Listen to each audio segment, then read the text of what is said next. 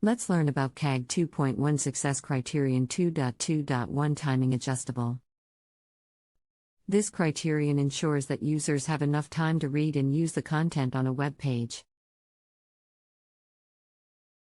This criterion is particularly important for users who require more time to read and comprehend content, such as users with visual or cognitive disabilities.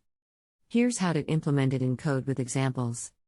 Add a pause button. If your web page contains any automatic updates or animations that move or refresh content, make sure to add a pause button that allows users to pause or stop the content.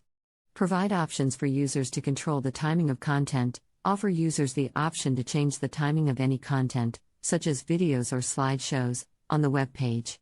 This can be done by providing buttons or sliders that enable users to adjust the speed or duration of the content. Allow users to extend time limits. In cases where there are time limits for tasks, such as filling out a form, ensure that users are given ample time to complete the task.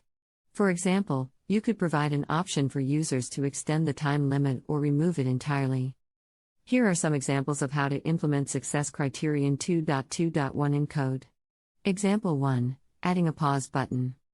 Example 2. Providing timing controls for users. Example 3. Allowing users to extend time limits. By implementing Success Criterion 2.2.1, you can ensure that users have enough time to read and use the content on your web page, making it more accessible to a wider range of users.